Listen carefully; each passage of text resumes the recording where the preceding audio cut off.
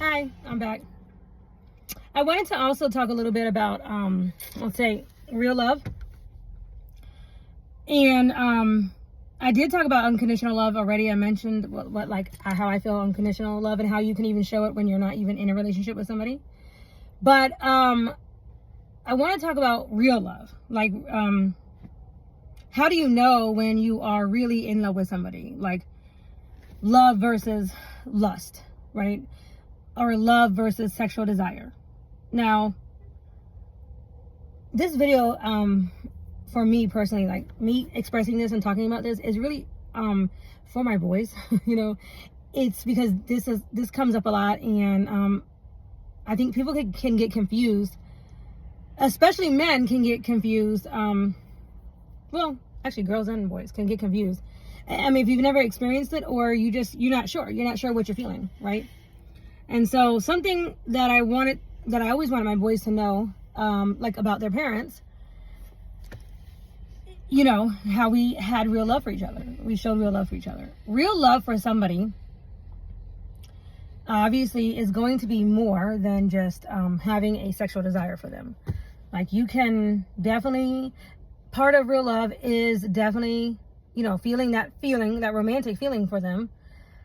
But men especially can get a little confused because a man can maybe feel that feeling, or maybe have their physical reaction to stimulation, to any type of stimulation, visual,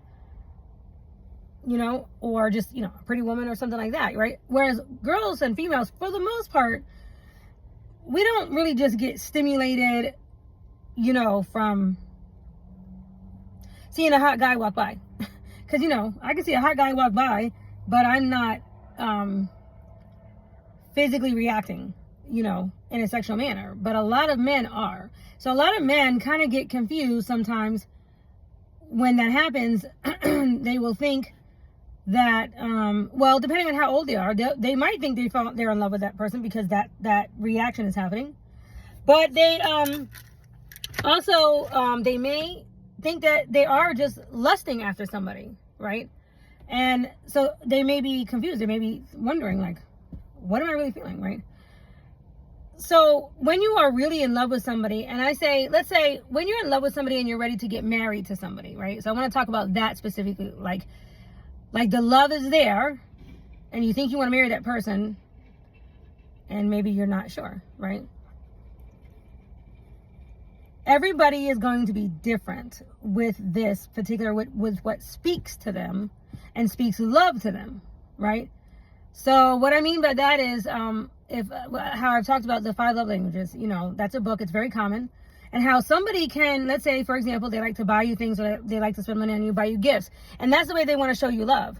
But if you are the type of person who doesn't really, it doesn't really make you feel love on the inside, like you don't feel it doesn't stimulate you into a real loving appreciation for that person or whatever, or make you feel even more closer to that person, then like buying gifts or doing things just doesn't speak love. Now, it may speak a dedication. Like, you may think to yourself, for example, my mother, let's just say I need $300 right now today. And I know I can call my mother and she'll send me $300, right? And I need it for whatever. And she's like, okay, honey, here you go. And she gives me this money, right?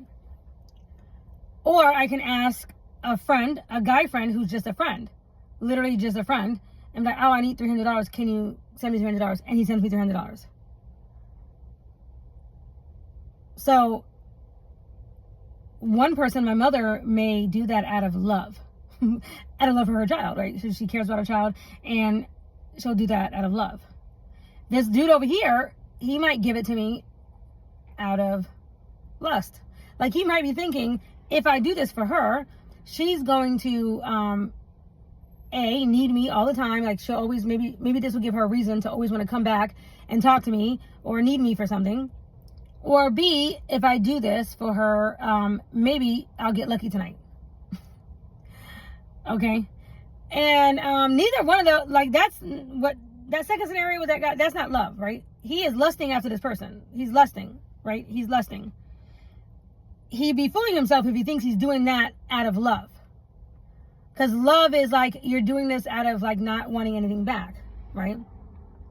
But in both cases, I might know that this person or these people have a form of love for me, but neither one, you know, like my mom is obviously my mother, but like this other person over here, neither one of them did that act of giving me $300 make me want to be up underfoot, like be up under that person, or like neither one of those did that speak to me personally in a way that's like, that person loves me forever. I know it. I feel it in my, you know, soul, and I'll never leave them, and I will forever just think about them, and I'm going to be in a daydream, you know, state all the time because of them giving me $300. Okay?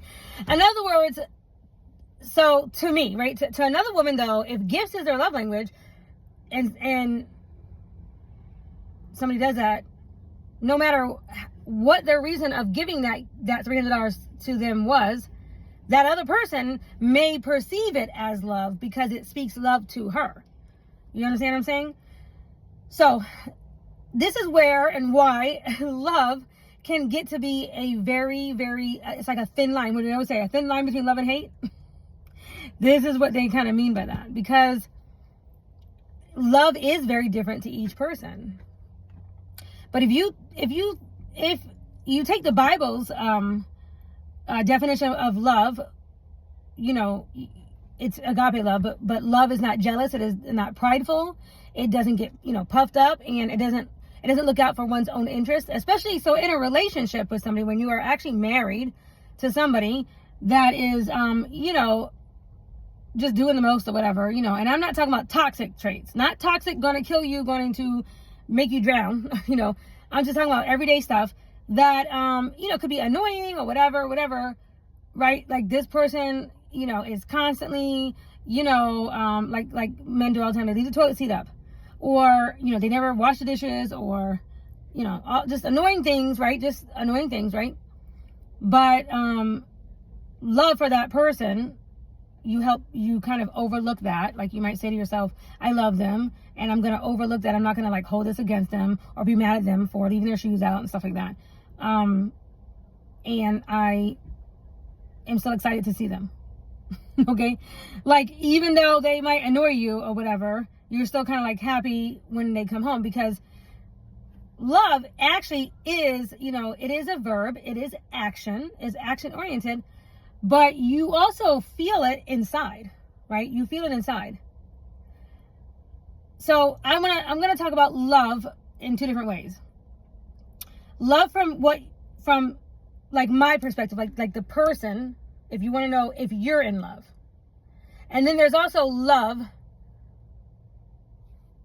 like the other person, like how you can tell if they're in love with you, okay? And what feels like love to you coming from them, right?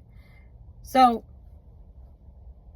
first off, talk about, or think about, or, you know, I want to discuss love, how you know that you feel like you're in love. How do you know? Like, what does love feel like to you? Okay? And I'm asking you that, meaning whoever's watching this, okay? You know, when you think about what does love feel like to you, you know, just think about that. You know, how do you envision love? What does love feel like to you? Now, I can remember Travis and I, you know, one of the things that he would describe love as being able to lay his head in my lap, you know, because he knew he could always, you know, lay his head in my lap, and, you know, that I was going to love on him and caress him and just, you know, touch on him and stuff like that, and vice versa. Like if I wanted to lay on his lap, same thing. But it was a feeling that we evoked in each other, right? And you, after a while, or, you know, after you get bonded with somebody for a while, you really only want that specific feeling from that specific person. It's like it doesn't matter how many laps may be available to you. Okay, you really only want to feel that feeling from that person, and so it kind of becomes this this need that can only be fulfilled by this person. And like I just said, if it's like, let's say laying your head down in that person's lap, or me laying down in Travis's lap, let's say, like laying my head down, and I only want to do that with him, okay, that's love, right? For me, that's love, right? Because I'm assigning this particular feeling of safety and security to him. And now I've also put myself in a position where he's the only one that can do that for me, right? Like, I really only want it from him. And if you get married, then, and if you're committed and you're loyal, you have to trust that person is going to do that for you, right? So to get married, if you come to a place where you're like, this feels like love, XYZ feels like love, to me, and then you say, I'm going to marry this person, which means loyalty and everything, that means you're only going to look to that person for that particular type of love or act or whatever.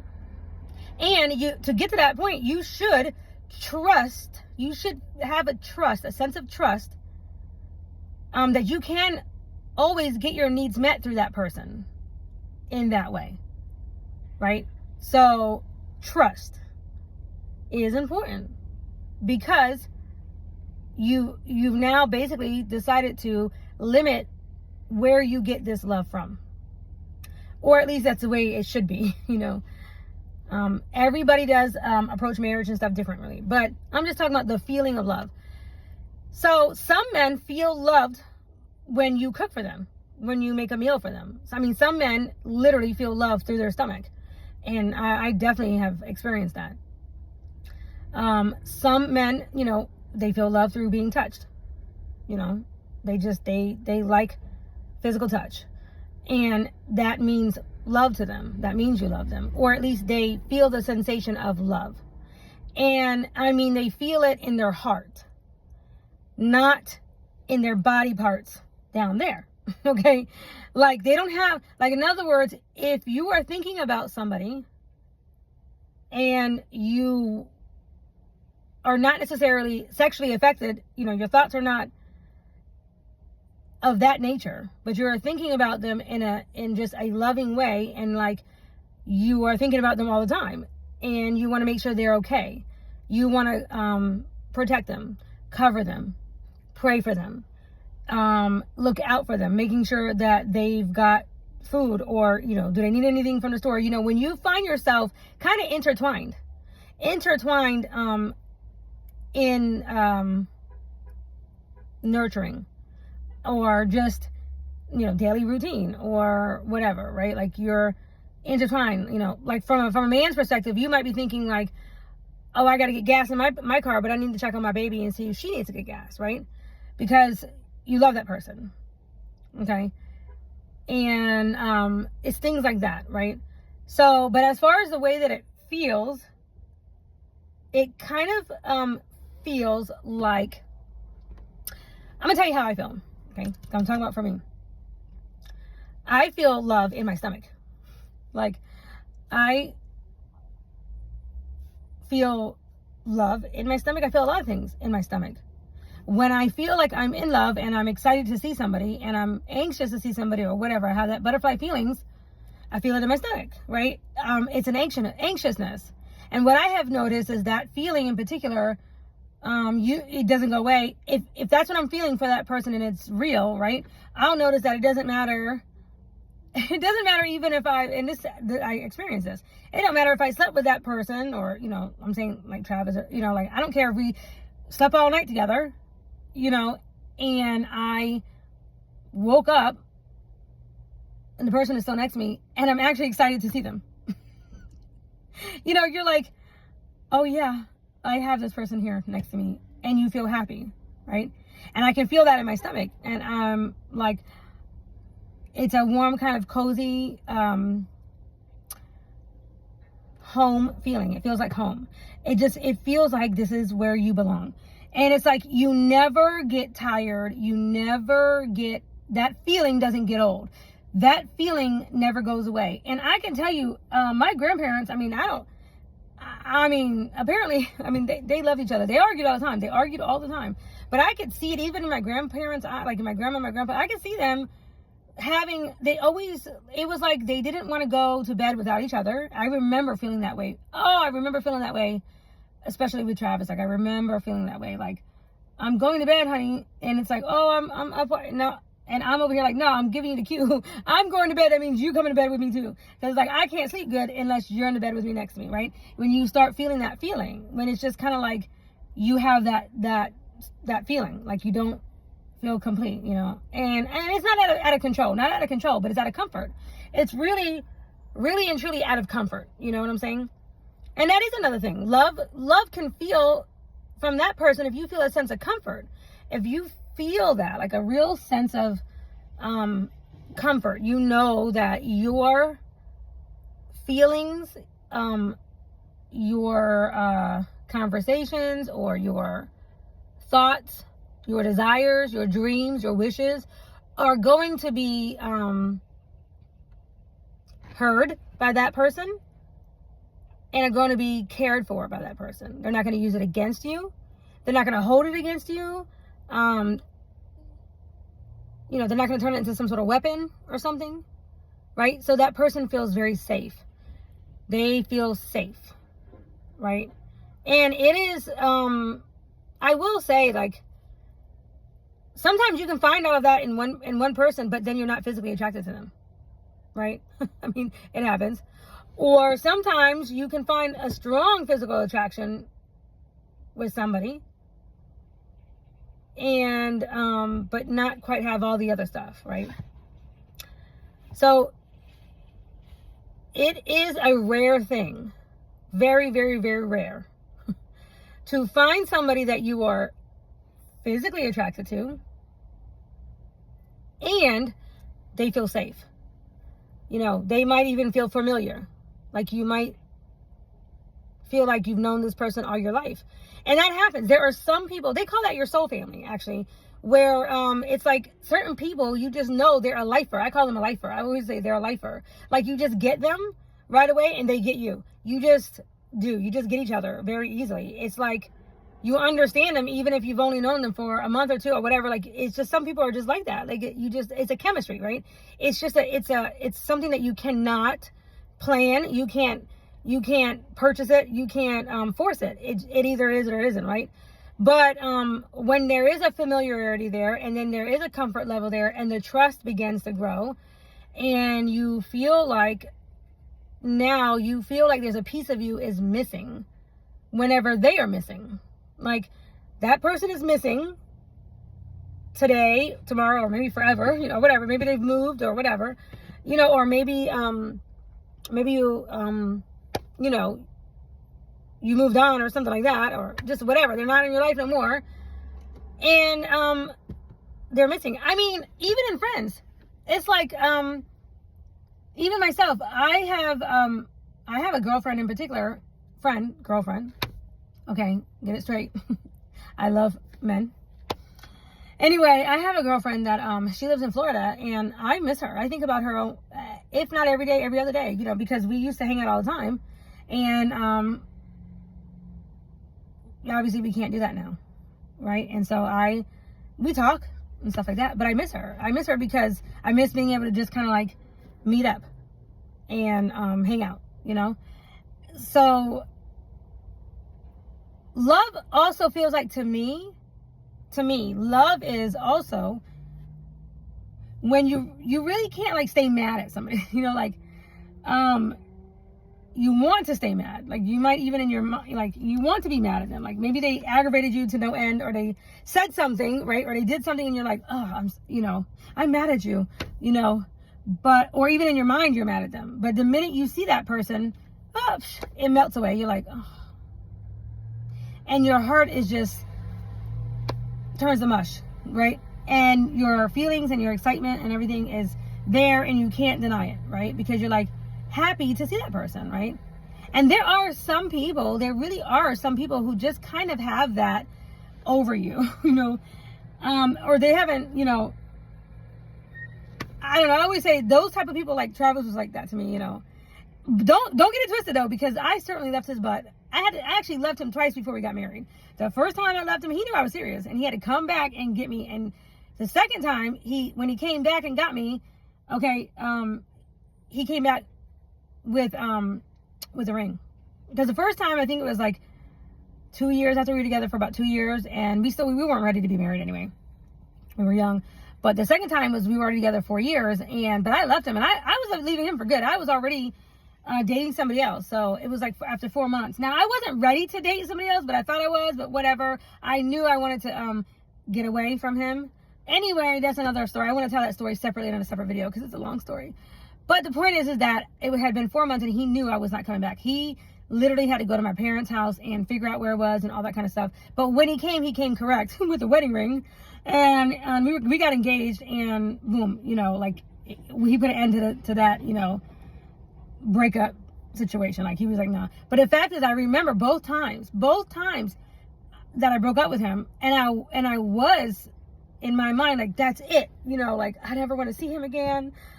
I hate him, you know, whatever. I was mad at him. He lied, and I was serious, and I was heading in a different direction, right?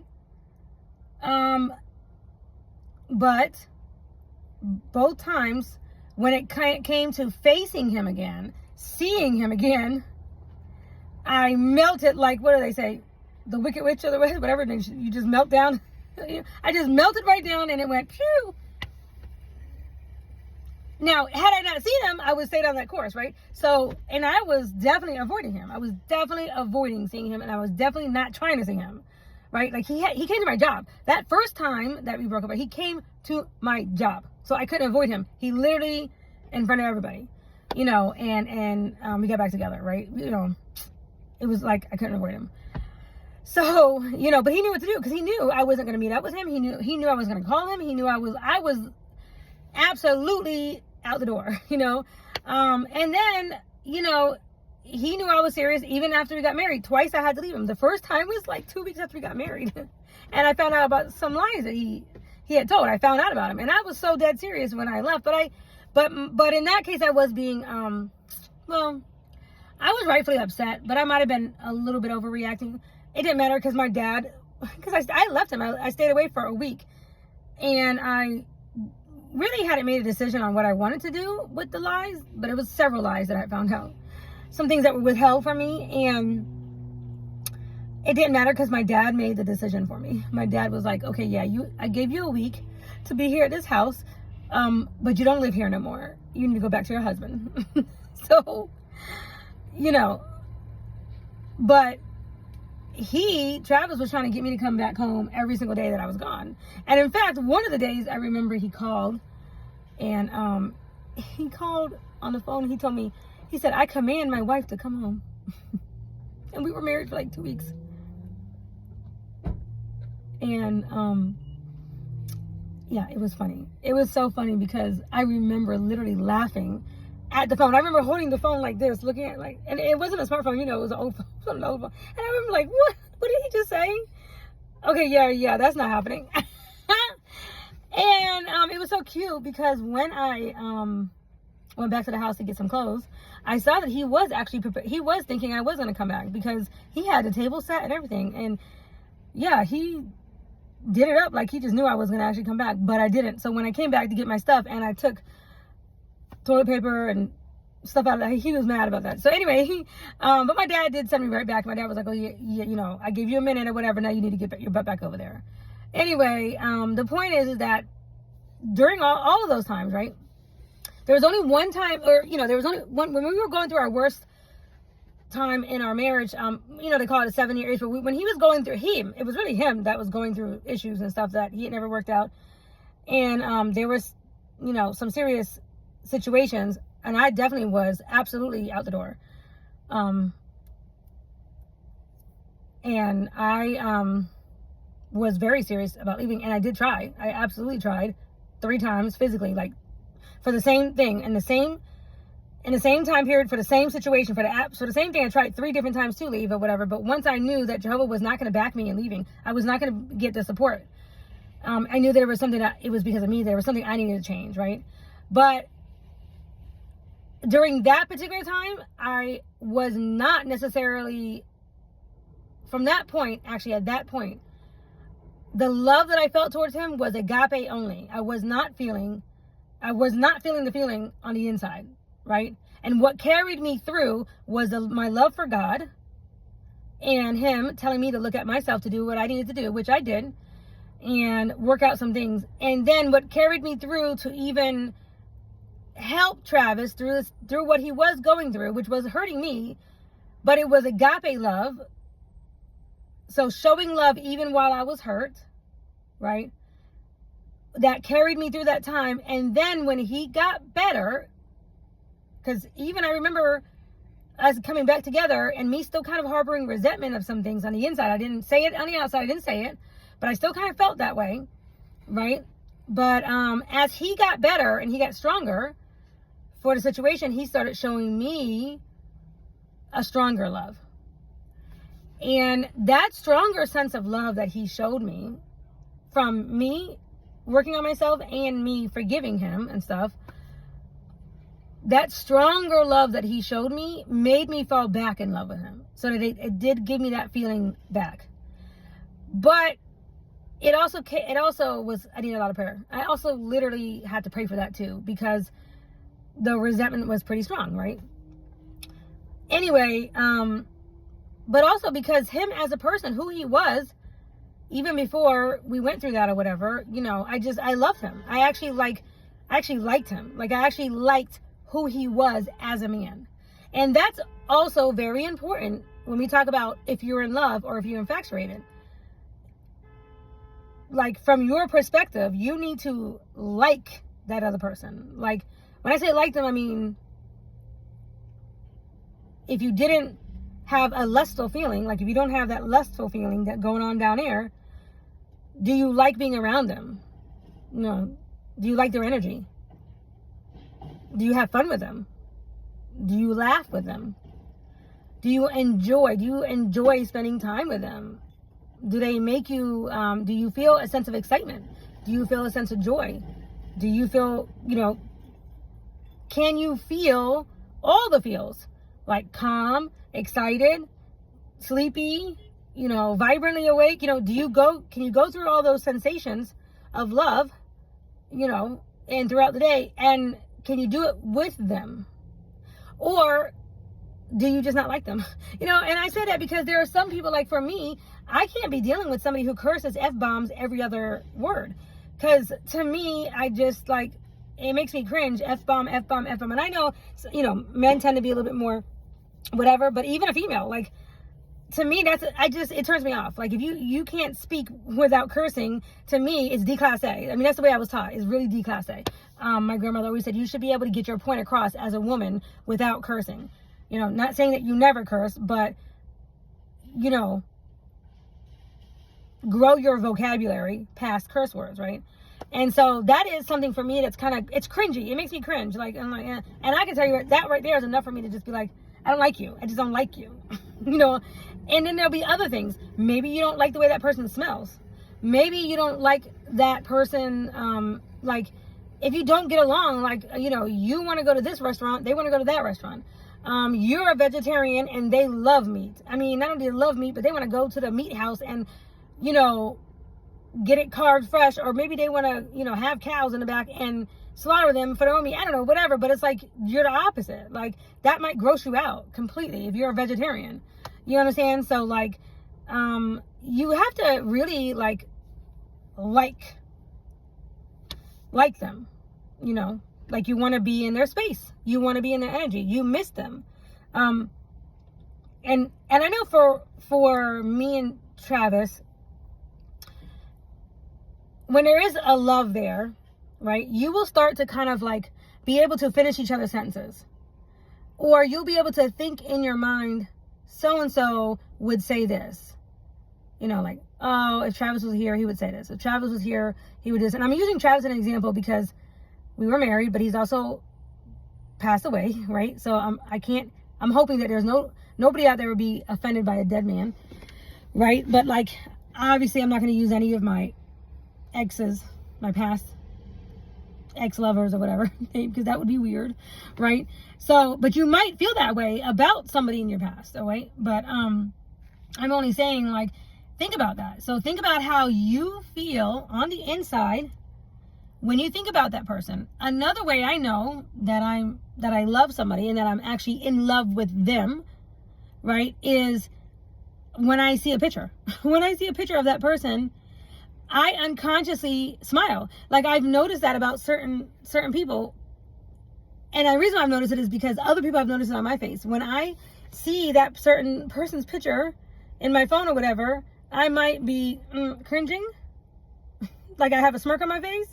And I don't even know I'm doing it. And it's because it's the feeling that they evoke on the inside of me. Like, I didn't know that picture was still in there. Or whatever, whatever. Or it's just the opposite. I might look at the picture and be like, and I'm smiling. I might have a big old smile on my face and not even know it. Like, I'm literally looking at the picture and I'm like, oh, and, I don't even know that I'm responding like this on the outside, but other people do. Other people are absolutely seeing the look on my face from me looking at that picture. And it's like, now my mom checked me. My mom checked me on pretty much that right there. Okay. Because when I was talking to my mom about, this is a while ago, but, about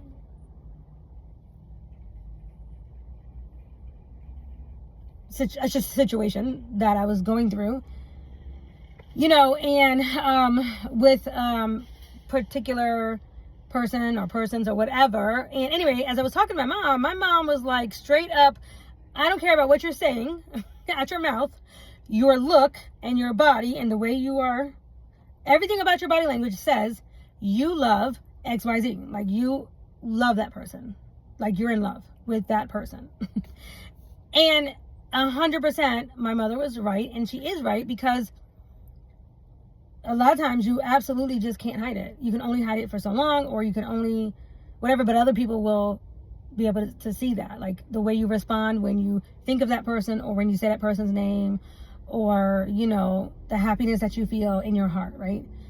And so that is a part of when you are really in love with somebody and you're just not having lustful thoughts. You know what I'm trying to say? Like, lustful thoughts. Because I know as men, they tend to get that mixed up, right?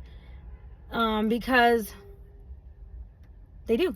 Because they have physical situations going on, and they literally might think, because they're having that down there, they might think that's not really love. I'm just sexually attracted to that person.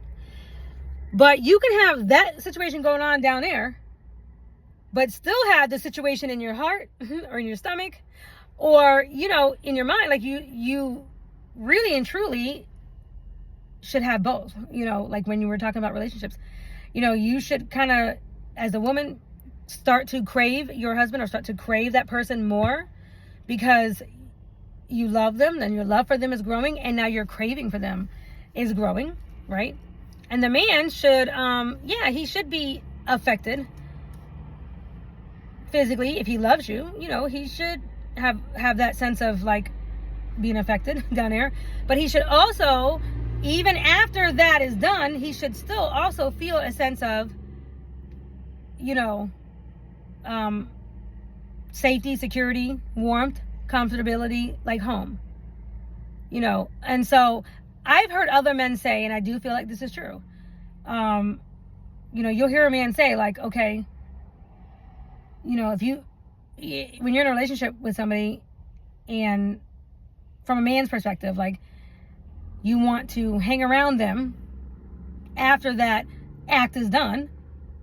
You're literally wanting to hang around, and they call that, pillow talking and all that, right? Like, you still want to be in that person's space, even though you no longer have that feeling going on down there, because that's done. That's love. That's still love, right? That's love. Now, I'm not talking about when you're busy and you guys, every relationship when you're married, every relationship when you're, whatever, and you want to, I'm not talking about when you hit it and quit it times because you got to work, because, I'm not talking about those times, okay? I'm not talking about when you just gotta, whatever.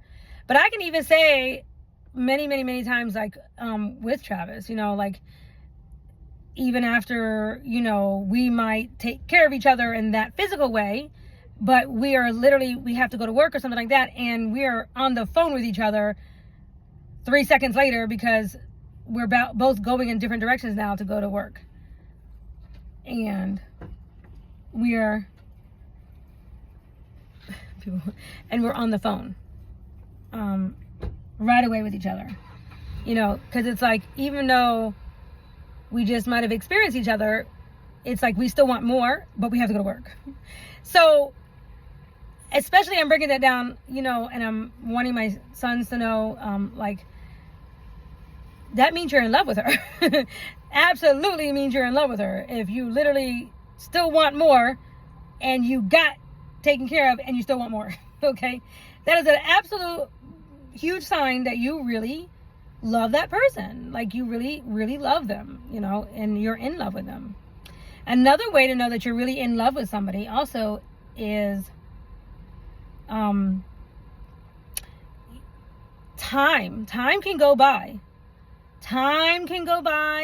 Like months, days, years, for some people, whatever. Time goes by and you still feel love in your heart for somebody.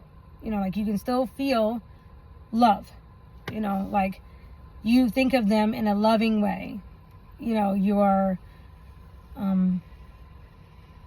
not over them. You know what I'm trying to say? When I say over them, I don't mean not over them like your life doesn't go on, but like, in your mind, you still thinking about them in a loving way.